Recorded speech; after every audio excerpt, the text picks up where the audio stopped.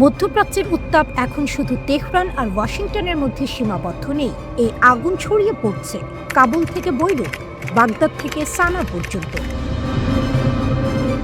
তালেবান স্পষ্ট বার্তা দিয়েছে, যদি যুক্তরাষ্ট্র ইরানের ওপর সামরিক হামলা চালায় তাহলে আফগানিস্তান ইরানের পাশে দাঁড়াবে। তালেবানের মুখপাত্র জাবিউল্লাহ মুজাহিদ ইরানের পশতু ভাষার রেডিওকে দেয়া সাক্ষাৎকারে বলেছেন, তারা যুদ্ধ চায় না, তারা সরাসরি যুক্তরাষ্ট্রের বিরুদ্ধে যুদ্ধে জড়াতে আগ্রহী নয়। কিন্তু যদি ইরান আক্রান্ত হয় তাহলে আফগান জনগণ নিজেদের সামর্থ্যের মধ্যে সংহতি ও সহযোগিতা দেখাবে।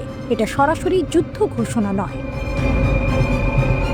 কিন্তু এটি একটি রাজনৈতিক অবস্থান। তালেবান আরও দাবি করেছে, গত জুনে ইসরায়েল ও যুক্তরাষ্ট্র জড়িত যে 12 দিনের সংঘাত হয়েছিল সেখানে ইরানই শেষ পর্যন্ত বিজয়ী হয়েছিল। তাদের মতে ইরানের আত্মরক্ষার অধিকার আছে এবং ভবিষ্যতেও তারা নিজেদের রক্ষা করতে পারবে।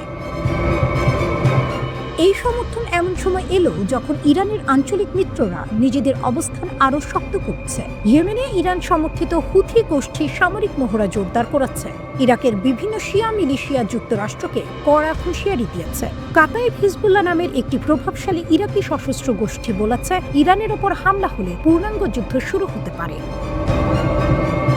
লেবাননেও হিজবুল্লাহ নেতৃত্ব ইরানের প্রতি সমর্থন পুনর্ব্যক্ত করেছে। তারা বলছে, ইরানই তাদের প্রতিরোধ আন্দোলনের প্রধান ভরসা। অর্থাৎ যদি যুক্তরাষ্ট্র সরাসরি ইরানের ওপর হামলা করে তাহলে সংঘাত শুধু দুই দেশের মধ্যে সীমাবদ্ধ থাকবে না, এটি বহু দেশের মাটিতে ছড়িয়ে পড়তে পারে। ইরানের বার্তা, আমরা জানি কোথায় আঘাত করব। ইরানের কিছু টেলিভিশন চ্যানেল সম্প্রতি একটি অ্যানিমেটেড ভিডিও প্রকাশ করেছে। সেখানে জর্ডানের মুওয়াফাক সাউতি বিমান ঘাঁটি এর বিস্তারিত চিত্র দেখানো হয়। ভিডিওতে রানওয়ে, বিমান পার্কিং এলাকা, কৌশলগত স্থাপনা সবকিছু জুম করে দেখানো হয়েছে। অনেক বিশ্লেষক বলছেন, এটি শুধু প্রতীকী নয়, এটি একটি সতর্কবার্তা। বার্তাটা পরিষ্কার, আমরা জানি কোথায় আঘাত করতে হবে। খবরে বলা হয়েছে, ওই ঘাঁটিতে রয়েছে F-15 যুদ্ধ বিমান, F-35A স্টেলথ ফাইটার, A-10C আক্রমণ বিমান এবং ইলেকট্রনিক যুদ্ধের জন্য EA-18G গ্রাউলার। পাশাপাশি সেখানে যুক্তরাষ্ট্রের থার্ড ক্ষেপণাস্ত্র প্রতিরক্ষা ব্যবস্থা মোতায়েন রয়েছে বলে চীনা স্যাটেলাইট চিত্রে দেখা গেছে। এই ঘাঁটির অবস্থানও গুরুত্বপূর্ণ। এটি ইরাক, সিরিয়া, ইসরায়েল ও সৌদি আরবের কাছাকাছি, অর্থাৎ আঞ্চলিক সামরিক অভিযানের জন্য এটি একটি বড় কেন্দ্র। গত বছরের জুনে যুক্তরাষ্ট্রের B-2 বোমারু বিমান ইরানের 3টি পারমাণবিক স্থাপনায় হামলা চালায় বলে জানা যায়। এর জবাবে ইরান কাতারের আল উদেদ ঘাঁটিতে ক্ষেপণাস্ত্র নিক্ষেপ করেছিল। সেই ঘটনার পর থেকেই ইরান বলে আসছে, তাদের ওপর হামলা হলে তারা অঞ্চলের মার্কিন ঘাঁটিগুলোকে লক্ষ্যবস্তু বানাবে। এখন সেই হুমকি আবার সামনে আসছে। সবচেয়ে বড় ঝুঁকি হলো ভুল হিসাব, একটি ক্ষেপণাস্ত্র, একটি ড্রোন হামলা, একটি ভুল বোঝাবুঝি, এসব থেকেই বড় যুদ্ধ শুরু হতে পারে। পরিস্থিতি এমন জায়গায় দাঁড়িয়েছে যেখানে কাবুল থেকে বৈরুত পর্যন্ত এক ধরনের জোট তৈরি হয়েছে। সবাই সরাসরি যুদ্ধে নামবে না হয়তো, কিন্তু সবাই প্রস্তুতির বার্তা দিচ্ছে। অন্যদিকে যুক্তরাষ্ট্র অঞ্চলে সামরিক উপস্থিতি বাড়াচ্ছে। ফলে মার্জিন ফর মিসক্যালকুলেশন মানে ভুল সিদ্ধান্তের সুযোগ খুবই কম।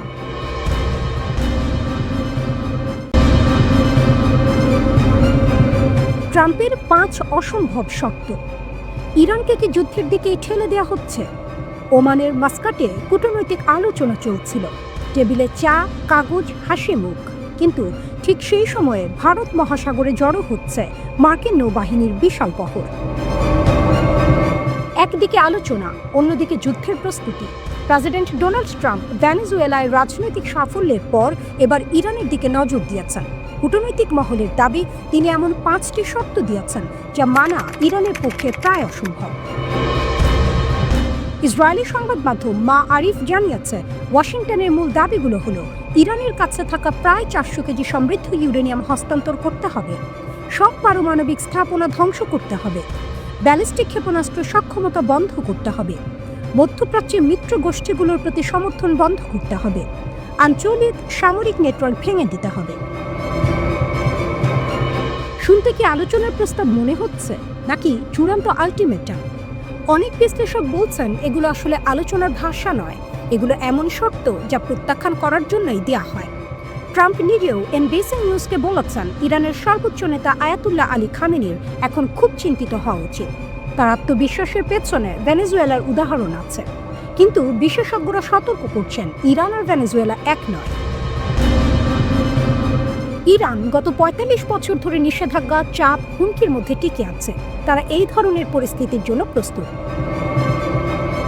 ইরানের সশস্ত্র বাহিনীর chief of staff major general Abdur Rahim Musavi জানিয়েছেন, তাদের সামরিক নীতি এখন রক্ষাত্মক নয়, আক্রমণাত্মক। তারা অপ্রতিসম যুদ্ধনীতি গ্রহণ করেছে, মানে সরাসরি যুদ্ধ নয়, ড্রোন, ক্ষেপণাস্ত্র, আঞ্চলিক মিত্রদের মাধ্যমে পাল্টা আঘাত। চ্যাথম হাউসের পরিচালক ব্রন ওয়েল ম্যাডক্স বলেছেন, ব্যালিস্টিক ক্ষেপণাস্ত্রই ইরানের প্রধান প্রতিরক্ষা। এটা বন্ধ মানে নিজেদের পুরোপুরি অরক্ষিত করে দেয়া। ইসরায়েলি বিমান শক্তি বা মার্কিন স্টেলথ বোমারু বিমানের সামনে দাঁড়ানোর কোনো ঝাল থাকবে না। কোনো ইরানি সরকার এমন সিদ্ধান্ত নেবে না। এদিকে ইসরায়েলের প্রধানমন্ত্রী বেনিয়ামিন নেতানিয়াহু আলোচনায় আস্থা রাখছেন না। ইসরায়েলের জ্বালানি মন্ত্রী ইলি কোহেন বলেছেন, ইরানের সঙ্গে চুক্তির কোনো মূল্য নেই। অন্যদিকে হিজবুল্লাহর প্রধান শেখ নাইম কাশেম জানিয়ে দিয়েছেন, যদি যুদ্ধ শুরু হয় তারা নিরপেক্ষ থাকবে না। তার ভাষায় এটি হবে অস্তিত্বের লড়াই। মার্কিন পররাষ্ট্রমন্ত্রী মার্কো রুবিও ক্ষেপণাস্ত্র কর্মসূচি নিয়ে আলোচনার ওপর জোর দিচ্ছেন, কিন্তু তেহরান স্পষ্ট করেছে ক্ষেপণাস্ত্র নিয়ে কোনো আপোষ নয়। ইউরেনিয়াম সমৃদ্ধকরণ ৩.৬৭% নামিয়ে আনার বিষয়ে নমনীয়তা থাকতে পারে, কিন্তু সামরিক সক্ষমতা ধ্বংসের প্রশ্নে তারা অনড়। হোয়াইট হাউসও খুব আশাবাদী নয়। তারা বলছে, আঞ্চলিক মিত্রদের অনুরোধেই আলোচনা চলছে। পর্যবেক্ষকদের মতে বড় কোনো সমঝোতা না হলে সংঘাতের ঝুঁকি বাড়বে। ট্রাম্পের জনপ্রিয়তা দেশে কমছে। ইতিহাস বলে, অনেক সময় বাইরের সংঘাত অভ্যন্তরীণ রাজনীতিতে সমর্থন যোগায়। কিন্তু ইরানে হামলা মানে শুধু দুই দেশের যুদ্ধ নয়, এতে জড়িয়ে পড়তে পারে পুরো মধ্যপ্রাচ্য। তেলবাজার অস্থির হবে, আঞ্চলিক গোষ্ঠীগুলো সক্রিয় হবে। সব মিলিয়ে পরিস্থিতি খুবই সংবেদনশীল।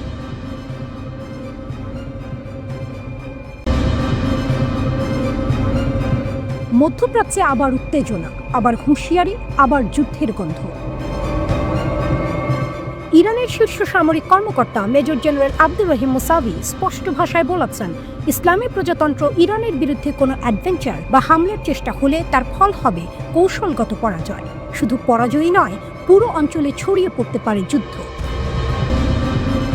এই বক্তব্য তিনি দিয়েছেন ইরানের বিমানবাহী দিবস উপলক্ষে পাঠানো এক বার্তায়। সেখানে তিনি বলেন, শত্রুরা খুব ভালো করেই জানে ইরানের বিরুদ্ধে যুদ্ধ চাপিয়ে দিলে তারা শুধু সামরিকভাবে হারবেই না, বরং আঞ্চলিক সংকট ভয়াবহ রূপ নেবে। যারা এই যুদ্ধে সমর্থন দেবে তাদেরও দিতে হবে ভারী ও অপূরণীয় মূল্য।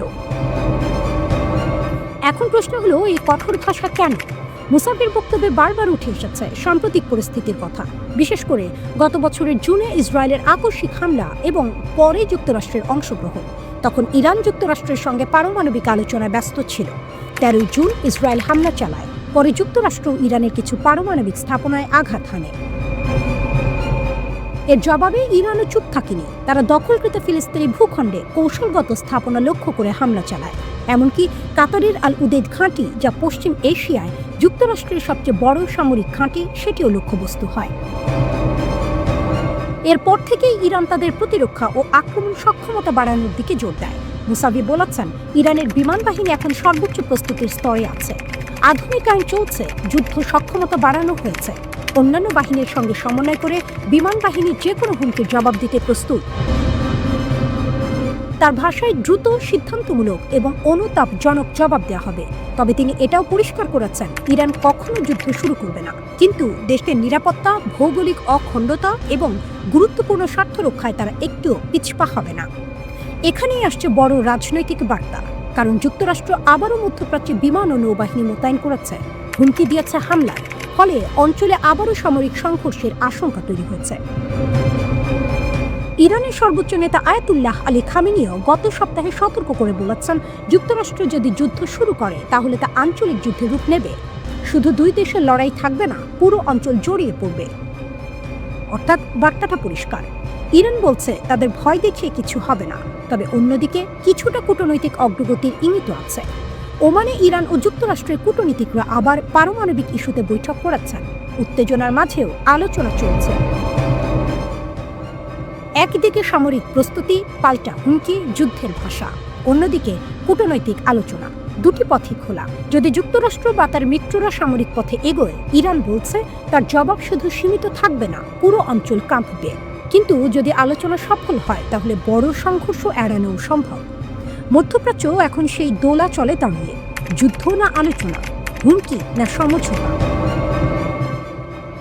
আগামী কয়েক সপ্তাহই হয়তো ঠিক করে দেবে এই উত্তেজনা কি বিস্ফোরণে গড়াবে নাকি আবারও টেবিলের আলোচনায় থামবে।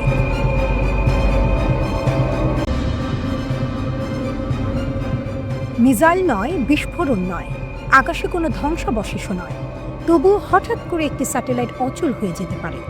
শুনতে সাইফাই সিনেমার মতো লাগছে, তাই না? কিন্তু সাম্প্রতিক দাবি বলছে চীন এমন একটি প্রযুক্তি তৈরি করেছে যা নাকি মহাকাশে থাকা স্যাটেলাইটকে চুপচাপ অক্ষম করে দিতে পারে উচ্চ ক্ষমতার মাইক্রোওয়েভ দিয়ে। চীনের north West institute of nuclear technology দাবি করেছে তার একটি নতুন পালস পাওয়ার ড্রাইভার তৈরি করেছে, নাম TPG-1000CS। দৈর্ঘ্য প্রায় 4 মিটার, ওজন প্রায় 5 টন। আগের প্রজন্মের সিস্টেমের তুলনায় অনেক ছোট ও বহনযোগ্য। দাবি করা হচ্ছে এই ডিভাইস 1 মিনিটে প্রায় 2 লাখ উচ্চ শক্তির পালস তৈরি করতে পারে, আর সর্বোচ্চ শক্তি 20 গিগাওয়াট পর্যন্ত বৈদ্যুতিক পালস। এই সংখ্যা কেন গুরুত্বপূর্ণ? প্রতিরক্ষা বিশ্লেষকদের মতে মাত্র 1 গিগাওয়াট ফোকাসড মাইক্রোওয়েভ শক্তি নাকি নিম্ন কক্ষপথের স্যাটেলাইটকে গুরুতরভাবে ক্ষতিগ্রস্ত করতে পারে। সেখানে যদি 20 গিগাওয়াট হয় তাহলে সেটি অনেক বড় লাভ। কিন্তু এখানে একটি বিষয় মনে রাখা জরুরি, এইসব তথ্য মূলত চীনা সূত্রের দাবি, স্বাধীনভাবে যাচাই করা হয়নি। এখন প্রশ্ন, মাইক্রোওয়েভ অস্ত্র কেন এত আলোচনায়? প্রচলিত অ্যান্টি স্যাটেলাইট মিসাইল যদি কোনো স্যাটেলাইট ধ্বংস করে তাহলে মহাকাশে বিপুল পরিমাণ ধ্বংসাবশেষ তৈরি হয়। সেই ধ্বংসাবশেষ উচ্চ গতিতে ঘুরতে থাকে এবং অন্য স্যাটেলাইটকেও আঘাত করতে পারে, এমনকি আক্রমণকারী দেশের স্যাটেলাইটও ঝুঁকিতে পড়ে। মাইক্রোওয়েভ অস্ত্রের ধারণা আলাদা, এটি সরাসরি বিস্ফোরণ ঘটায় না, বরং শক্তিশালী ইলেকট্রোম্যাগনেটিক পালস দিয়ে স্যাটেলাইটের ইলেকট্রনিক্স পুড়িয়ে দিতে পারে। বাইরে থেকে স্যাটেলাইট অক্ষত দেখাবে, কিন্তু ভেতরের সার্কিট কাজ করা বন্ধ করে দেবে। এই পদ্ধতিকে বলা হয় ডিরেক্টেড এনার্জি ওয়েপন। যুক্তরাষ্ট্র, রাশিয়া ও চীন 3 দেশই বহু বছর ধরে এই প্রযুক্তি নিয়ে গবেষণা করছে। এখানে সবচেয়ে আলোচিত নাম স্টারলিংক। স্টারলিংক হল স্পেসএক্সের তৈরি একটি বাণিজ্যিক স্যাটেলাইট নেটওয়ার্ক। এটি উচ্চ গতির ইন্টারনেট দেয়, কিন্তু ইউক্রেন যুদ্ধে এটি শুধু ইন্টারনেট নয়, কৌশলগত হাতিয়ার। ইউক্রেনের সেনাবাহিনী স্টারলিংক ব্যবহার করে নিরাপদ যোগাযোগ, ড্রোন সমন্বয়, আর্টিলারি টার্গেটিং এবং রিয়েল টাইম ডেটা শেয়ার করেছে। রাশিয়ার অবকাঠামো হামলার পর বেসামরিক হাসপাতাল ও জরুরি সেবাও এই নেটওয়ার্কের ওপর নির্ভর করেছে। এই কারণে রাশিয়া প্রকাশ্যে সতর্ক করেছে, যে কোনো বাণিজ্যিক স্যাটেলাইট যদি যুদ্ধ প্রচেষ্টায় সরাসরি সহায়তা করে সেটি বৈধ লক্ষ্য হতে পারে। অ্যাসোসিয়েটেড প্রেস একটি রিপোর্ট প্রকাশ করে, সেখানে দাবি করা হয় রাশিয়া নাকি এমন একটি অস্ত্র তৈরি করছে যা একসঙ্গে বহু স্টারলিংক স্যাটেলাইট অচল করতে পারে, এমনকি ছোট উচ্চগতির প্যালেট ছড়িয়ে একটি কক্ষপথকে বিপজ্জনক করে তোলার পরিকল্পনার কথাও উঠে আসে। তবে এসব দাবিও আনুষ্ঠানিকভাবে নিশ্চিত হয়নি। অন্যদিকে ইরানও নাকি উন্নত ইলেকট্রনিক ওয়ারফেয়ার প্রযুক্তি ব্যবহার করে অভ্যন্তরীণ বিক্ষোভের সময় কিছু স্টারলিংক টার্মিনাল অকার্যকর করেছিল। মহাকাশ এখন শুধু গবেষণা বা যোগাযোগের জায়গা নয়, এটি নতুন যুদ্ধক্ষেত্র। আগে যুদ্ধ মানে ছিল স্থল, আকাশ, সমুদ্র, এখন যুক্ত হয়েছে স্পেস ডোমেইন। এখানে ধ্বংস মানেই বিস্ফোরণ নয়, কখনো শুধু একটি সিগন্যাল বন্ধ হয়ে যাওয়া, একটি স্যাটেলাইট চুপ করে যাওয়া, একটি দেশের যোগাযোগ অন্ধকারে ডুবে যাওয়া।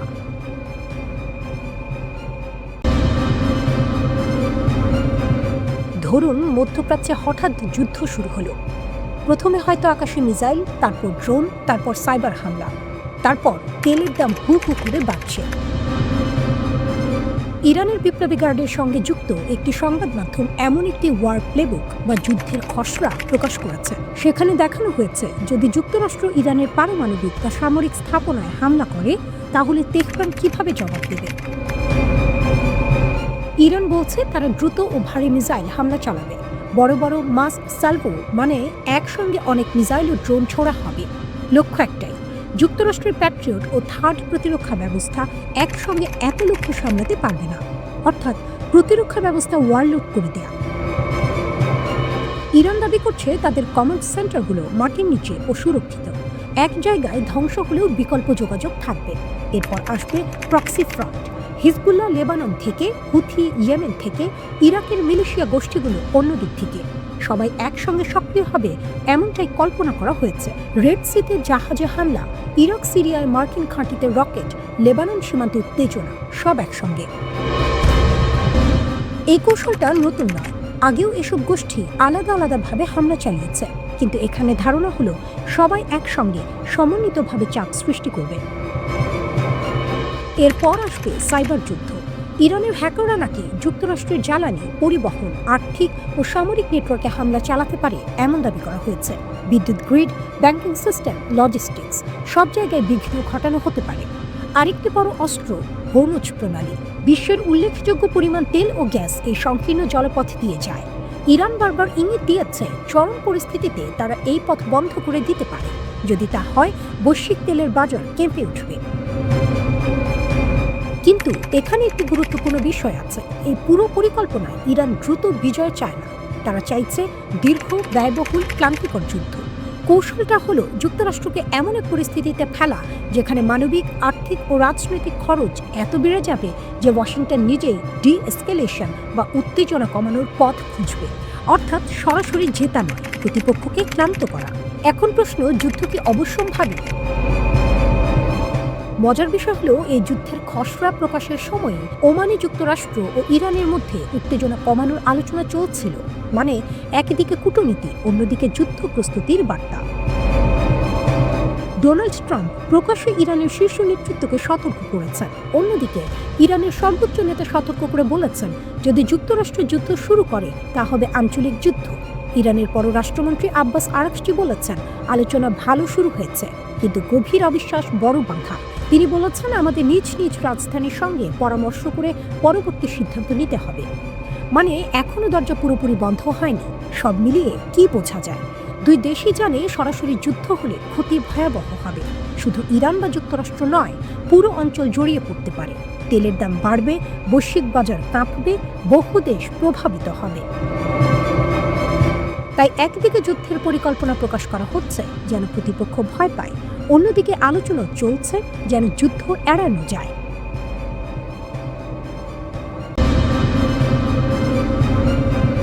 একটা সময় ছিল মার্কিন স্টেলথ যুদ্ধ বিমান মানেই ভয়, রাডারে ধরা পড়ে না, চুপচাপ ঢুকে পড়ে, হামলা করে বেরিয়ে যায়। কিন্তু এখন প্রশ্ন উঠছে, ইরানের আকাশ কি আর আগের মতো সহজ টার্গেট? খবর অনুযায়ী চীন ইরানকে দিয়েছে একটি উন্নত অ্যান্টি স্টেলথ রাডার সিস্টেম, নাম YLC-8BL। এই রাডারকে অনেকেই বলছেন স্টেলথ বিমানের দুঃস্বপ্ন। প্রথমে একটি বিষয় পরিষ্কার করি, এই ধরনের তথ্যের অনেকটাই বিশ্লেষণ ও সামরিক সূত্রভিত্তিক। আনুষ্ঠানিকভাবে সবকিছু নিশ্চিত করা হয়নি, তবে প্রতিরক্ষা মহলে আলোচনা তুঙ্গে। এই রাডারের বিশেষত্ব কি? সাধারণভাবে স্টেলথ যুদ্ধ বিমান যেমন F-35, F-22 বা B-2 বোমারু ডিজাইন করা হয় উচ্চ ফ্রিকোয়েন্সির রাডার এড়িয়ে যাওয়ার জন্য। তাদের গায়ে বিশেষ প্রলেপ ও কোনাকুনি গঠন থাকে যাতে রাডার তরঙ্গ প্রতিফলিত হয়ে ফিরে না আসে। কিন্তু YLC-8B কাজ করে লো ফ্রিকোয়েন্সি বা দীর্ঘ তরঙ্গ দৈর্ঘ্যে। এই দীর্ঘ তরঙ্গ স্টেলথ ডিজাইনের সীমাবদ্ধতাকে আঘাত করে, কারণ স্টেলথ প্রযুক্তি মূলত ছোট তরঙ্গের বিরুদ্ধে বেশি কার্যকর। দীর্ঘ তরঙ্গের ক্ষেত্রে বিমান পুরোপুরি অদৃশ্য থাকতে পারে না। বিশ্লেষকদের দাবি, এই রাডারে 550 থেকে 700 কিলোমিটার দূর থেকেও লক্ষ্যবস্তু শনাক্ত করতে পারে, শুধু বিমান নয়, ব্যালিস্টিক মিসাইলও। এখন আসল বিষয়টা হলো, শনাক্ত করার পর কি হবে?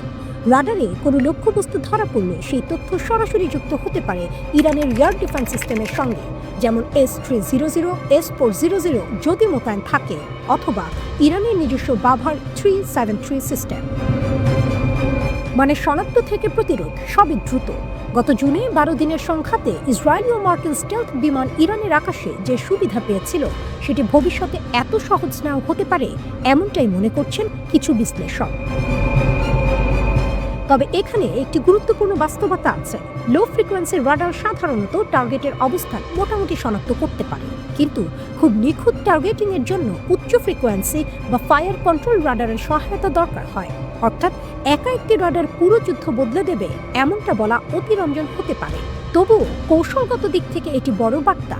চীন সরাসরি যুদ্ধ বিমান বা রণতরী পাঠায়নি, কিন্তু প্রযুক্তি দিয়েছে, এবং প্রযুক্তি আধুনিক যুদ্ধের সবচেয়ে বড় শক্তি। এর মাধ্যমে বেইজিং কি বার্তা দিতে চাইছে? প্রথমত, ইরানের প্রতিরক্ষা সক্ষমতা বাড়ানো। দ্বিতীয়ত, মধ্যপ্রাচ্যে মার্কিন প্রভাবের ভারসাম্যে সূক্ষ্ম পরিবর্তন আনা। তৃতীয়ত, দেখানো চীন শুধু অর্থনৈতিক শক্তি নয়, সামরিক প্রযুক্তিতেও বড় খেলোয়াড়। রাশিয়া আগেই ইরানকে বিভিন্ন প্রতিরক্ষা সহায়তা দিয়েছে। এখন চীনের এই পদক্ষেপ অনেকের কাছে কৌশলগত সমন্বয় হিসেবে দেখা হচ্ছে। অন্যদিকে পেন্টাগন বা ইসরায়েল এখনও প্রকাশ্যে কোনো মন্তব্য করেনি, কিন্তু সামরিক পরিকল্পনায় নিশ্চয়ই এই বিষয়টি বিবেচনায় নেওয়া হচ্ছে। সবচেয়ে বড় প্রশ্ন, এতে কি সত্যিই মধ্যপ্রাচ্যের আকাশযুদ্ধের সমীকরণ বদলে যাবে? সম্ভবত পুরোপুরি নয়, কারণ স্টেলথ প্রযুক্তিও থেমে নেই। নতুন প্রজন্মের ইলেকট্রনিক ওয়ারফেয়ার, ড্রোন, সাইবার আক্রমণ সবই দ্রুত উন্নত হচ্ছে। কিন্তু একটি বিষয় নিশ্চিত, যুদ্ধ এখন আর শুধু বিমান বনাম বিমান নয়, এটা প্রযুক্তি বনাম প্রযুক্তি, রাডার বনাম স্টেলথ, সেন্সর বনাম জ্যামার, ডিটেকশন বনাম বিভ্রান্তি। ইরানের আকাশ হয়তো এখন আগের চেয়ে বেশি সুরক্ষিত, কিন্তু তার মানে এই নয় যে সেটি পুরোপুরি অজেয়। শেষ পর্যন্ত আধুনিক যুদ্ধের সমীকরণ বদলায় ধীরে ধীরে। একটি প্রযুক্তি আসে, আরেকটি তার মোকাবিলায় তৈরি হয়।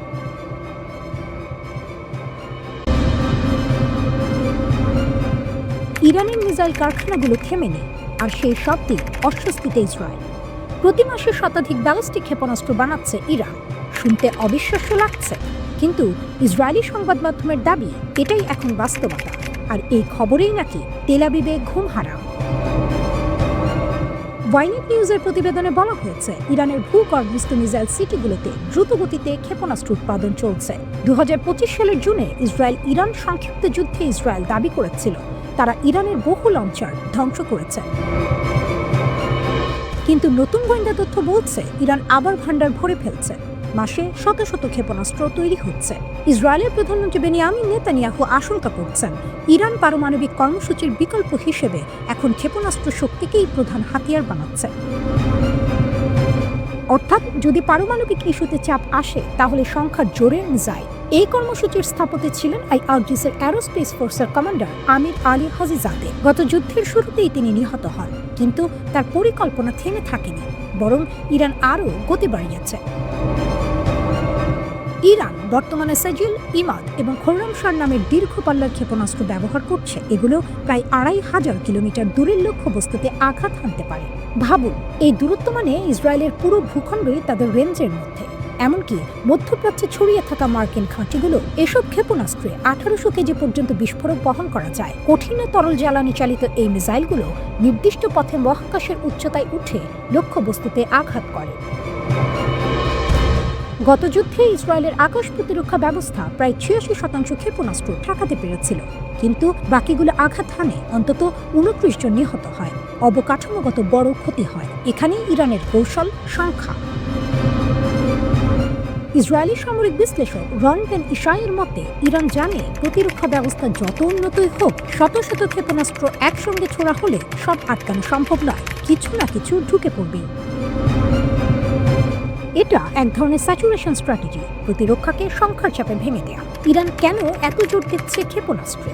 কারণ তাদের মতে এটি তাদের নিরাপত্তার রক্ষা কবচ। যুক্তরাষ্ট্রের সঙ্গে আলোচনায় তাই তারা স্পষ্ট জানিয়ে দিয়েছে, ক্ষেপণাস্ত্র কর্মসূচি একটি রেড লাইন, এ নিয়ে কোনো আপোষ হবে না। আইআরজিসির কর্মকর্তারা দাবি করছেন, এই শক্তির কারণেই যুক্তরাষ্ট্র সরাসরি হামলা না করে আলোচনায় ফিরেছে। অন্যদিকে ইসরায়েল চায় সম্পূর্ণ ভিন্ন কিছু। নেতানিয়াহু এখন ওয়াশিংটন সফরের প্রস্তুতি নিচ্ছেন। তিনি চাইছেন প্রেসিডেন্ট ডোনাল্ড ট্রাম্প ইরানকে কোনো ছাড় না দেন। তার যুক্তি, ইরান এখন তুলনামূলক দুর্বল অবস্থায় আছে, এটাই সময় তাদের ক্ষেপণাস্ত্র কর্মসূচি থামানো। ইসরায়েলের ধারণা, শুধু পারমাণবিক সমঝোতা যথেষ্ট নয়, যদি মিসাইল শক্তি অক্ষত থাকে তাহলে হুমকি থেকেই যাবে। এদিকে ইরান অতীতেও ক্ষেপণাস্ত্র শক্তির প্রদর্শন করেছে। 2019 সালে সৌদি আরবের আরামকো তেল স্থাপনায় হামলা, 2024 সালে ইরাকের কুর্দিস্তানে তথাকথিত মোসাদ ঘাঁটিতে আঘাত। কাতার, ইরাক, পাকিস্তান বিভিন্ন জায়গায় তারা বার্তা দিয়েছে। তেহরান স্পষ্ট হুঁশিয়ারি দিয়েছে, ভবিষ্যতে কোনো আগাম সতর্কতা ছাড়াই হামলা হতে পারে। একদিকে দ্রুত ক্ষেপণাস্ত্র উৎপাদন, অন্যদিকে প্রতিরক্ষা ব্যবস্থার উন্নয়ন। উপরে কূটনৈতিক আলোচনা, নিচে সামরিক প্রস্তুতি। এই মুহূর্তে মধ্যপ্রাচ্য যেন এক বারুদের স্তূপের ওপর দাঁড়িয়ে।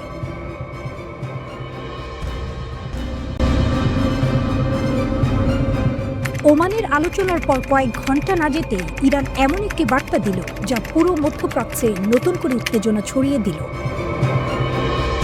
তেহরানের প্যালেস্টাইন স্কোয়ারে একটি বিশাল ব্যানার টানানো হয়। সেই ব্যানারে ছিল ইসরায়েলের মানচিত্র। শুধু মানচিত্রই নয়, চিহ্ন দিয়ে দেখানো হয়েছে যুদ্ধ হলে ইরান কোন কোন জায়গায় হামলা চালাতে পারে।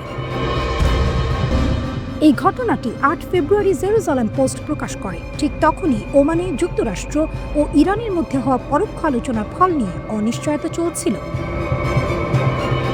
ব্যানারের ছবিগুলো দ্রুত সামাজিক মাধ্যমে ছড়িয়ে পড়ে।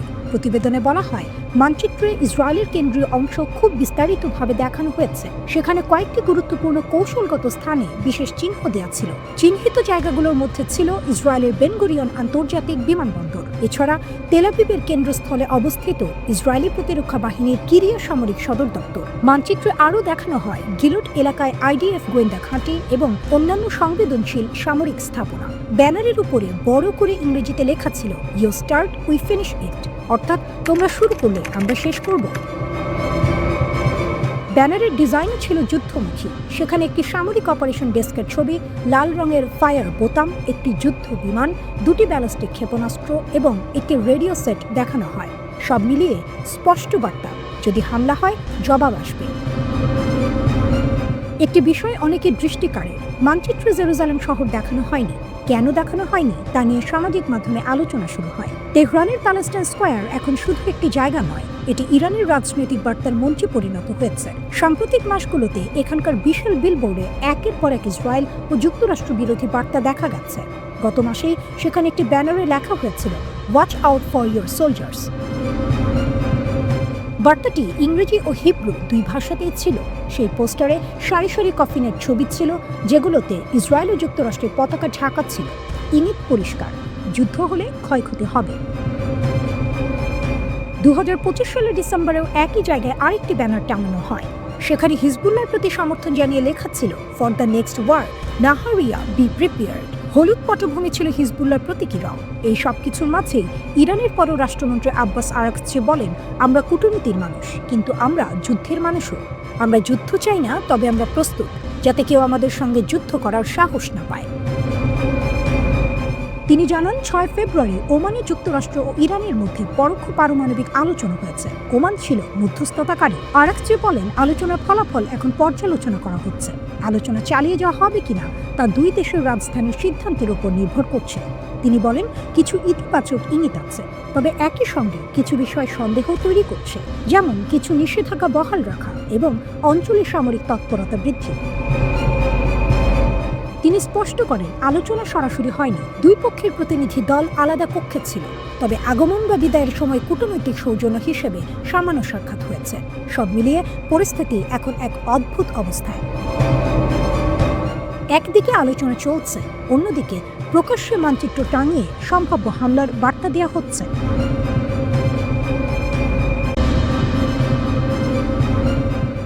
চীন কি নীরবে আমেরিকার নিউক্লিয়ার ব্যারার ভিতরে ঢুকে পড়েছে? শুনতে সিনেমার গল্পের মতো লাগতে পারে, কিন্তু যুক্তরাষ্ট্রের বিভিন্ন অঙ্গরাজ্যে সাম্প্রতিক কিছু জমি কেনাবেচা ঘিরে এখন সত্যিই নিরাপত্তা অ্যালার্ম বাজছে। মিসৌরির হোয়াইট ম্যান এয়ারফোর্স বেস, এখানেই রয়েছে আমেরিকার বিখ্যাত B-2 স্পিরিট স্টেলথ বোমারু বিমান। এই বিমান পারমাণবিক অস্ত্র বহনে সক্ষম। এই ঘাঁটির ঠিক বাইরে একটি ট্রেইলার পার্ক বা মোবাইল হোম পার্ক নিয়ে তদন্ত শুরু হয়েছে। স্থানীয় কর্তৃপক্ষ আইনি পদক্ষেপ নিয়েছে সেটি বন্ধ করার জন্য। অভিযোগ, এই সম্পত্তির মালিকানার পেছনে রয়েছে জটিল শেল কোম্পানির নেটওয়ার্ক, যার সঙ্গে সন্দেহভাজন চীনা গোয়েন্দা সংযোগ থাকতে পারে। খতিয়ে দেখে জানা যায়, মালিকানা কাগজে কলমে এক কানাডিয়ান দম্পতির নামে, কিন্তু তদন্তকারীরা দাবি করছে শেষ পর্যন্ত সে লিঙ্ক গিয়ে মেলে এক বিতর্কিত চীনা ব্যবসায়ী মাইলস গুয়ের সঙ্গে। তার বিরুদ্ধে আগে গুপ্তচর বৃত্তি ও বড় অঙ্কের জালিয়াতির অভিযোগ ছিল। 2024 সালে তিনি যুক্তরাষ্ট্রের দোষী সাব্যস্ত হন। তারপর আরেকটি ঘটনা, এক চীনা নাগরিককে নাকি হোয়াইটম্যান ঘাটের সীমান্তের কাছে B-2 বোমারুর ছবি তুলতে দেখা যায়। ছোট ঘটনা? নিরাপত্তা কর্মকর্তাদের মতে না, কারণ এমন ছবি, এমন পর্যবেক্ষণ বিদেশি গোয়েন্দাদের ঘাঁটির রুটিন, দুর্বলতা ও কাঠামো বোঝার সুযোগ দিতে পারে। লুইজিয়ানায় চীন সংযুক্ত মালিকরা একটি গলফ কোর্স কিনেছেন, যা এয়ারফোর্স গ্লোবাল স্ট্রাইক কমান্ডের সদর দপ্তরের কাছে। এই কমান্ড নিয়ন্ত্রণ করে আমেরিকার পারমাণবিক বোমারু ও আন্তঃমহাদেশীয় ব্যালিস্টিক ক্ষেপণাস্ত্র। নর্থ ডাকোটায় চীনের ফুফেন গ্রুপ প্রায় 150 হেক্টর জমি কিনেছে গ্র্যান্ড ফর্কস এয়ারফোর্স বেজের কাছে।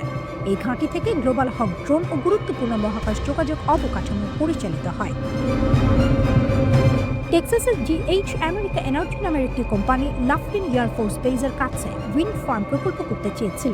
আশঙ্কা ছিল বিদ্যুৎ অবকাঠামো নিয়ন্ত্রণের মাধ্যমে গুপ্তচর বৃত্তি বা বিঘ্ন ঘটানো সম্ভব হতে পারে। পরে Texas Lone Star Infrastructure Protection Act পাশ করে বিদেশি প্রতিপক্ষের এমন মালিকানা ঠেকাতে।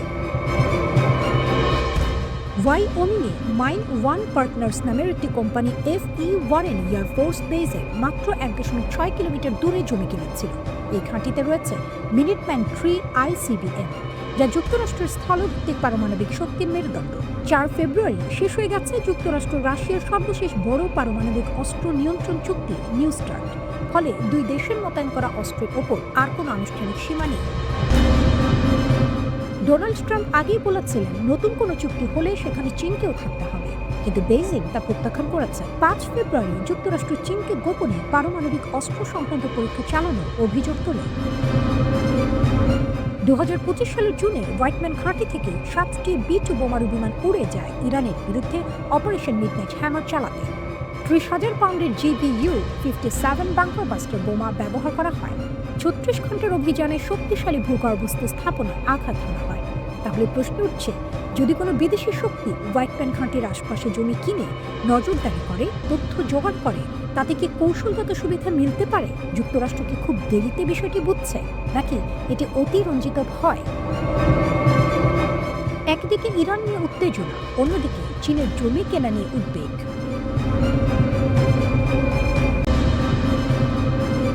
শক্তি, জেদ, অটলতা। ইরানের রাষ্ট্র টেলিভিশনে সম্প্রচারিত ছবি দেখাচ্ছে ইসলামী বিপ্লবী গার্ড কোরের স্থলবাহিনী স্থিরভাবে দাঁড়িয়ে আছে। শুধুমাত্র তেহরানের রাস্তা নয়, পুরো বিশ্বের দিকে একটি স্পষ্ট বার্তা, আমরা প্রস্তুত। এটি কোনো সাধারণ অনুষ্ঠান নয়, এটি ইরানের উত্তরের সীমান্তে সেনা শক্তির প্রদর্শনী। এ সময় যুক্তরাষ্ট্রের সাধারণ হুমকি কিছুটা নীরব। সৌদি আরব সহ উপসাগরীয় দেশগুলো প্রেসিডেন্ট ট্রাম্পকে আহ্বান জানিয়েছে, এখন আক্রমণ বন্ধ করুন, ইরানকে একটি সুযোগ দিন। কিন্তু তেহরান অপেক্ষা করছে না। IRGC এর উপস্থিতি কেবল প্রতীকী নয়, এটি একটি কৌশলগত বার্তা। আমাদের প্রতিরক্ষা অটল, শৃঙ্খলিত এবং সর্বদা প্রস্তুত। চাপ, নিষেধাজ্ঞা এবং অভ্যন্তরীণ আন্দোলনের পরেও ইরান শক্তি প্রদর্শন করছে। দূরদৃষ্টি কৌশলে কূটনীতি কিছু সময় কিনছে। মাঠে ইরান প্রতিটি সম্ভাব্য পরিস্থিতির জন্য প্রস্তুত। ইরানকে বাধ্য করা যাবে না, ইরানকে বিচ্ছিন্ন করা যাবে না। চাপের মুখে তেহরান পিছপা হব না। ওয়াশিংটন পরিকল্পনা পুনর্মূল্যায়ন করছে, উপসাগরীয় রাজধানীগুলো সতর্ক করছে, আর তেহরান রাজনৈতিক, সামরিক ও মানসিকভাবে প্রস্তুত। আমরা আপনাদের অবিলম্বে প্রত্যাহার করতে বলছি, এক পা এগোতে দেবেন না। যদি আমরা সত্যিই শুরু করি, শান্তি আলোচনা হবে না। 50 বছরের ক্ষতি, ধৈর্য, সভ্যতা সব অগ্রাহ্য করা হয়েছে।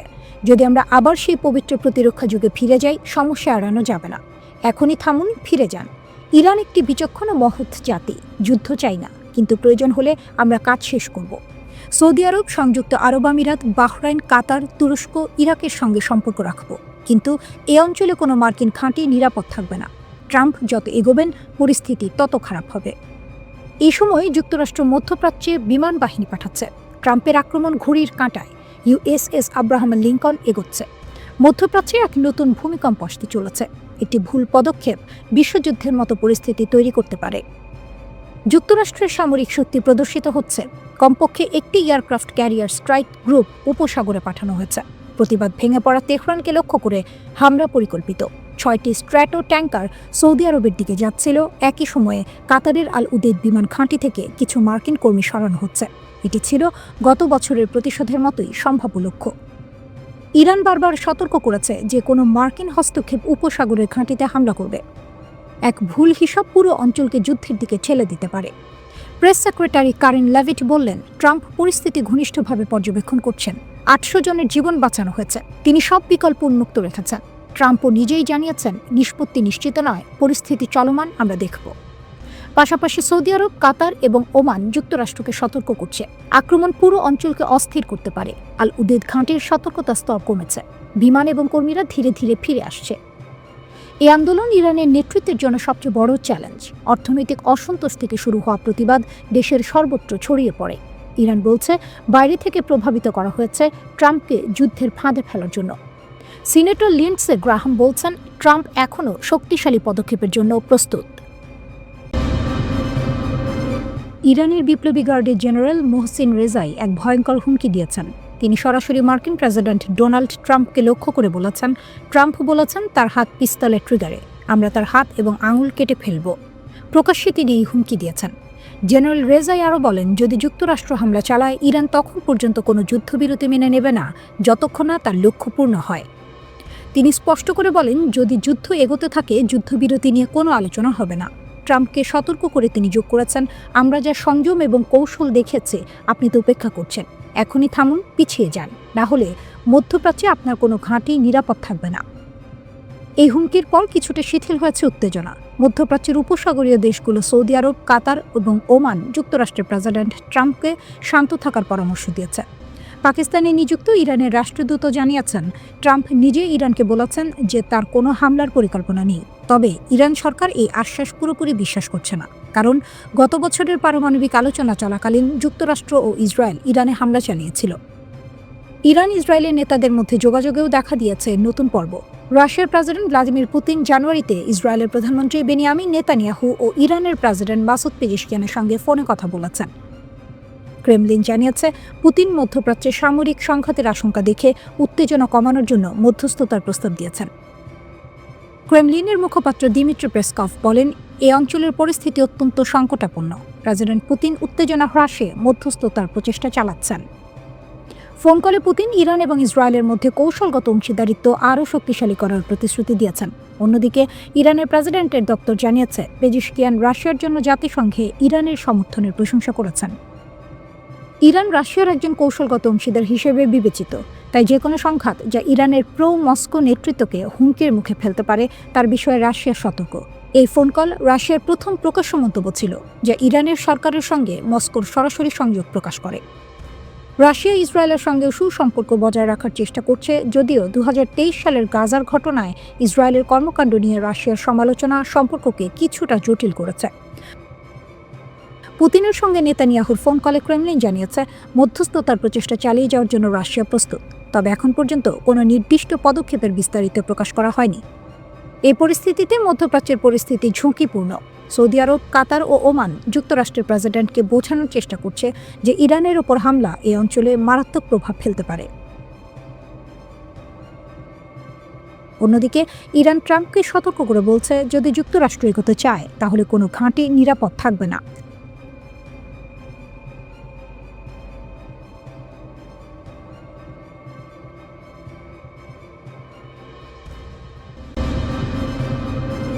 ইরানের সবচেয়ে শক্তিশালী সামরিক বাহিনী Islamic Revolutionary Guard Corps IRGC একটি ভয়ঙ্কর হুমকি দিয়েছে।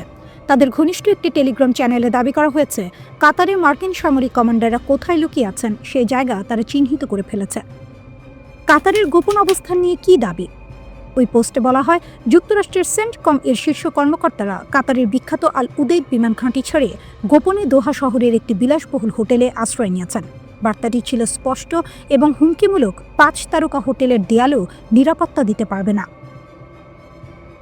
এর মানে ইরান পরিষ্কার করে জানাতে চাইছে, আমেরিকান সেনারা যেখানে থাকুক তারা ইরানের নিশানার বাইরে নয়। আল উদেদ এয়ারবেস কেন এত গুরুত্বপূর্ণ?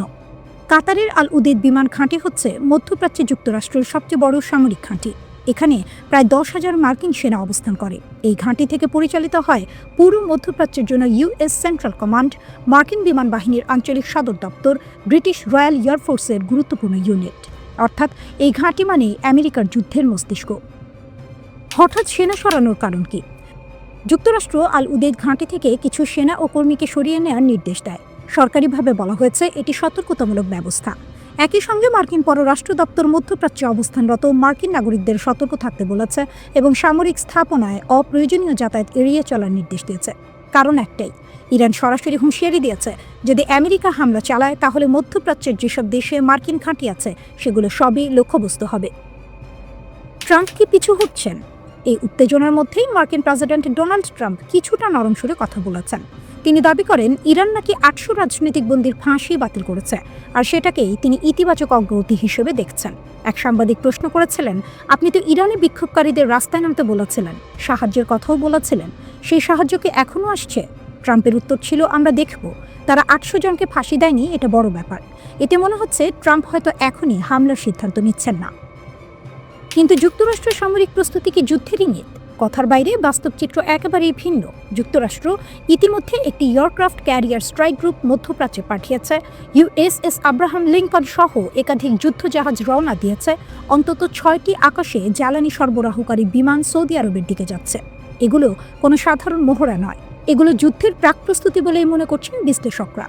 ফক্স নিউজ জানিয়েছে, যদি ট্রাম্প হামলার অনুমতি দেন তাহলে তা আগের যে কোনো অভিযানের চেয়ে অনেক বেশি ভয়ঙ্কর হতে পারে। আরব দেশগুলো কেন আতঙ্কিত? সবচেয়ে বড় বিষয় হলো যুক্তরাষ্ট্রের মিত্ররাই এখন হামলার বিরোধিতা করছে। সৌদি আরব, কাতার, ওমান সবাই ওয়াশিংটনকে বলছে পিছিয়ে যান, না হলে পুরো মধ্যপ্রাচ্য জ্বলে উঠবে। কারণ তারা জানে ইরান একা নয়, হামলা হলে প্রতিক্রিয়া আসবে বহু দিক থেকে। তাহলে যুদ্ধ কতটা কাছে? হোয়াইট হাউস বলছে সব খবরই অনুমানের ওপর ভিত্তি করে। তাদের বক্তব্য, ট্রাম্প ছাড়া কেউ জানে না তিনি কি করবেন। ইরান যেন একটি উত্তপ্ত আগ্নেয়গিরি, ভেতরে জমে আছে ক্ষোভ, অসন্তোষ আর রাগ। আর সেই আগুনে ঘি ঢালছে বিদেশি শক্তিগুলো, এমনটাই দাবি করছে ইরান সরকার। ইরানের সাম্প্রতিক যে আন্দোলন শুরু হয়েছে তা প্রথমে ছিল তুলনামূলক শান্তিপূর্ণ। মানুষ রাস্তায় নেমেছিল নিজেদের দাবি নিয়ে, কিন্তু সময় গড়ানোর সঙ্গে সঙ্গে সে আন্দোলন সহিংস রূপ নিতে শুরু করে। বিভিন্ন শহরে সরকারি ভবন, অবকাঠামো এবং নিরাপত্তা বাহিনীর ওপর হামলার ঘটনা ঘটে। ইরান সরকারের বক্তব্য পরিষ্কার, তাদের দাবি এই আন্দোলনকে কাজে লাগিয়ে দেশকে অস্থিতিশীল করার চেষ্টা করছে বিদেশি শত্রুরা, বিশেষ করে যুক্তরাষ্ট্র ও ইসরায়েল। ইরানের সর্বোচ্চ নেতা আয়াতুল্লাহ আলী খামেনি এই মুহূর্তে সবচেয়ে বড় চাপে আছেন। তিনি একজন কঠোর শাসক, এটা সত্য। তার শাসন ব্যবস্থায় ব্যক্তিকেন্দ্রিক ক্ষমতার প্রভাব প্রবল, কিন্তু একই সঙ্গে তিনি অভিজ্ঞ ও লড়াকু রাজনীতিবিদ। ইরানের বিপ্লব, যুদ্ধ, নিষেধাজ্ঞা সব ঝড় পেরিয়েই তিনি এখানে পৌঁছেছেন। এখন পুরো জনস্রোতের বিপরীতে দাঁড়িয়ে একাই লড়াই করছেন খামেনি। এই অবস্থায় বিক্ষোভ নিয়ন্ত্রণে নামানো হয়েছে বিশেষ নিরাপত্তা অভিযান। ইরানের আইনশৃঙ্খলা বাহিনী ফারাজা দাবি করেছে, দক্ষিণাঞ্চলীয় বন্দর নগরী বুশেহর থেকে প্রায় ৬০০টি অস্ত্র উদ্ধার করা হয়েছে। এই অস্ত্রগুলো নাকি পাচার করা হচ্ছিল রাজধানী তেহরানে। ফারাজার মতে, যদি এসব অস্ত্র তেহরানে পৌঁছাতো তাহলে বড় ধরনের নগরযুদ্ধ এবং ভয়াবহ প্রাণহানি ঘটতে পারত। এই অভিযানে অন্তত ২ জন সন্ত্রাসীকে গ্রেপ্তার করা হয়েছে বলেও জানানো হয়। একই সঙ্গে ইরানের গোয়েন্দা সংস্থাগুলো আরও একটি গুরুতর দাবি করেছে। তারা বলছে একটি সশস্ত্র সন্ত্রাসী চক্রকে শনাক্ত ও ভেঙে দেওয়া হয়েছে, যারা সাধারণ মানুষ ও নিরাপত্তা বাহিনীর সদস্যদের হত্যা করার পরিকল্পনা করছিল। আধা সরকারি সংবাদ সংস্থা তাসনিম জানিয়েছে, এই চক্রটি নাকি ইসরায়েলের গোয়েন্দা সংস্থা মোসাদ দ্বারা প্রশিক্ষিত ছিল। তাদের নগরযুদ্ধের বিশেষ প্রশিক্ষণ দেওয়া হয়েছিল। ইরানি গণমাধ্যমের দাবি অনুযায়ী এই সন্ত্রাসীরা সাম্প্রতিক বিক্ষোভকে ঢাল হিসেবে ব্যবহার করে রাজধানীর বিভিন্ন এলাকায় সশস্ত্র হামলা চালায়। তাদের হাতে ছিল AK-47 রাইফেল, শর্টগান এবং অন্যান্য আগ্নেয়াস্ত্র। নিরাপত্তা বাহিনীর প্রকাশিত ছবিতে দেখা যায় সন্ত্রাসীরা একে অপরের সঙ্গে যোগাযোগের জন্য স্যাটেলাইট ফোন ব্যবহার করছিল। ইরানের দাবি, এই অস্ত্র ও প্রযুক্তির মাধ্যমেই তারা সমন্বিত হামলা চালিয়ে পরিস্থিতি আরও ভয়াবহ করার চেষ্টা করেছিল। আরও গুরুতর অভিযোগ হলো, এই চক্র নাকি সামরিক ও পুলিশ সদর দপ্তরে হামলা চালিয়ে সেখান থেকে অস্ত্র লুট করে এবং সেগুলো অন্য দাঙ্গাকারীদের মধ্যে বিতরণ করেছিল। উদ্দেশ্য ছিল একটাই, শহরের ভেতরে সহিংসতা নিয়ন্ত্রণের বাইরে নিয়ে যাওয়া। ইরান সরকার বরাবরই বলে আসছে, এই অস্থিরতার পেছনে বিদেশি শক্তির হাত রয়েছে। তারা যুক্তরাষ্ট্র ও ইসরায়েলকে সরাসরি দায়ী করছে। এমনকি সাবেক মার্কিন পররাষ্ট্রমন্ত্রী মাইক পম্পেওর একটি সামাজিক যোগাযোগ মাধ্যমের পোস্টের কথাও তুলে ধরা হয়েছে, যেখানে ইরানের রাস্তায় বিক্ষোভকারীদের পাশে মোসাদ এজেন্টদের উপস্থিতির ইঙ্গিত দেওয়া হয়েছিল বলে দাবি করছে ইরানি পক্ষ। এছাড়াও ফার্সি ভাষায় প্রকাশিত কিছু অনলাইন বার্তায় বিক্ষোভকারীদের রাস্তায় নামার আহ্বান জানানো হয়েছিল, যেগুলো মোসাদের সঙ্গে যুক্ত বলে দাবি ইরানের। কাতারের সতর্ক বার্তা, যুক্তরাষ্ট্রকে মধ্যপ্রাচ্যে তার সবচেয়ে গুরুত্বপূর্ণ ঘাঁটি হারাতে যাচ্ছে। মধ্যপ্রাচ্যে যুক্তরাষ্ট্রের সামরিক উপস্থিতি নিয়ে নতুন করে বড় প্রশ্ন উঠে এসেছে। কাতার থেকে আসা একটি মন্তব্য এখন ওয়াশিংটনে আলোড়ন তুলছে। বার্তাটি খুব সরাসরি, আপনারা এখানে মালিক নন, আপনারা কেবল ভাড়াটে। এই মন্তব্যটি এসেছে কাতারের শাসক পরিবারের একজন প্রভাবশালী সদস্য খালিদ বিন জাসিম আল থানির কাছ থেকে। তিনি ইঙ্গিত দিয়েছেন, চাইলে কাতার যে কোনো সময় আল উদেদ বিমান ঘাঁটিতে যুক্তরাষ্ট্রের উপস্থিতি বন্ধ করে দিতে পারে। এই ঘাঁটিটি মধ্যপ্রাচ্যে যুক্তরাষ্ট্রের সামরিক শক্তি পরিচালনার মূল কেন্দ্র। আল উদেদ ঘাঁটি কেন এত গুরুত্বপূর্ণ? এই ঘাঁটি থেকেই মার্কিন সেন্ট্রাল কমান্ড পুরো মধ্যপ্রাচ্যের সামরিক কার্যক্রম পরিচালনা করে। ইরাক, সিরিয়া, আফগানিস্তান সব বড় অভিযানের পরিকল্পনা হয়েছে এখান থেকেই। অর্থাৎ এই ঘাঁটি ছাড়া যুক্তরাষ্ট্রের আঞ্চলিক প্রভাব বড়ভাবে দুর্বল হয়ে পড়বে। খালিদ আল থানির মন্তব্য ছিল আরও কঠিন। তিনি বলেন, কাতার যদি এই ঘাঁটি তুলে দেয় তাহলে কাতারের খুব বেশি ক্ষতি হবে না, কিন্তু যুক্তরাষ্ট্রের জন্য এটি হবে মধ্যপ্রাচ্যে একটি হাত কেটে ফেলার মতো। এই বক্তব্য আসলে যুক্তরাষ্ট্রকে মনে করিয়ে দেয় এই ঘাঁটির মালিক কাতার, আমেরিকা নয়। এখানে একটি গুরুত্বপূর্ণ বিষয় রয়েছে। আল উদেদ ঘাঁটির অবকাঠামো তৈরিতে কাতার নিজেই কয়েক বিলিয়ন ডলার বিনিয়োগ করেছে। অর্থাৎ কাতার আর্থিকভাবে এই ঘাঁটির ভার বহন করেছে, অথচ কূটনৈতিকভাবে বারবার সন্দেহের মুখে পড়েছে। যুক্তরাষ্ট্র কাতারকে একদিকে মেজর নন ন্যাটো অ্যালাই ঘোষণা করেছে, আবার অন্যদিকে হামাসের সঙ্গে সম্পর্কের অভিযোগের সমালোচনাও করেছে। অথচ গাজা যুদ্ধ, জিম্মি মুক্তি, ইরান পশ্চিম সংলাপ সহ সব ক্ষেত্রেই কাতার মধ্যস্থতাকারীদের ভূমিকা পালন করেছে। এই দ্বৈত আচরণ থেকেই কাতারের অসন্তোষ বাড়ছে। এই বক্তব্যের সময়টাও খুব গুরুত্বপূর্ণ। ঠিক তখনই যুক্তরাষ্ট্র ও যুক্তরাজ্য আল উদেদ ঘাঁটি থেকে অপ্রয়োজনীয় কর্মীদের সরিয়ে নেয়, কারণ ইরান যুক্তরাষ্ট্র উত্তেজনা দ্রুত বাড়ছিল। আল উদেদ ঘাঁটি ইরানের খুব কাছে অবস্থিত, ফলে যে কোনো সংঘাতে এটি সরাসরি লক্ষ্যবস্তু হতে পারে। এই প্রেক্ষাপটেই প্রশ্ন উঠছে, যুক্তরাষ্ট্রকে এবার মধ্যপ্রাচ্যে তার সামরিক উপস্থিতি নতুন করে ভাবতে বাধ্য হচ্ছে? কাতার কি এই ঘাঁটিকে কৌশলগত চাপ হিসেবে ব্যবহার করছে? সবচেয়ে গুরুত্বপূর্ণ, মুসলিম দেশগুলোর মধ্যে কি একটি বিরল ঐক্যের ইঙ্গিত দেখা যাচ্ছে? এদিকে ইরানকে ঘিরে যুদ্ধ প্রায় শুরু হয়েই থেমে গেছে। একসময় মনে হচ্ছিল যুক্তরাষ্ট্র যে কোনো মুহূর্তে ইরানে হামলা চালাবে, এমন খবরই দিয়েছিল রয়টার্স। কিন্তু শেষ মুহূর্তে প্রেসিডেন্ট ডোনাল্ড ট্রাম্প পিছু হটেন। ট্রাম্প বলেন, কোনো আরব দেশ বা ইসরায়েল তাকে থামায়নি, তিনি নিজেই সিদ্ধান্ত নিয়েছেন। কারণ হিসেবে তিনি জানান, ইরান নাকি ৮ শতাধিক বন্দী বিক্ষোভকারীর ফাঁসি স্থগিত করেছে। কিন্তু ইরান এই ব্যাখ্যা মানেনি। দেশটির সর্বোচ্চ নেতা আয়াতুল্লাহ আলী খামেনি সরাসরি যুক্তরাষ্ট্রকে অভিযুক্ত করেন। তিনি বলেন, ইরানের ভেতরের অস্থিরতা কোনো স্বতঃস্ফূর্ত আন্দোলন নয়, এটি আমেরিকান ষড়যন্ত্র। খামেনির বক্তব্যে একটি বিষয় স্পষ্ট। তার মতে যুক্তরাষ্ট্রের লক্ষ্য কোনো নির্দিষ্ট প্রেসিডেন্ট নয়, বরং একটি স্থায়ী নীতি। ইরানের ভৌগোলিক অবস্থান, জনসংখ্যা এবং প্রযুক্তিগত অগ্রগতি যুক্তরাষ্ট্রের কাছে অগ্রহণযোগ্য। তিনি হুঁশিয়ারি দিয়ে বলেন, ইরান যুদ্ধ চায় না, কিন্তু যুদ্ধ চাপিয়ে দেওয়া হলে মধ্যপ্রাচ্যের কোনো দেশেই যুক্তরাষ্ট্রের ঘাঁটি নিরাপদ থাকবে না।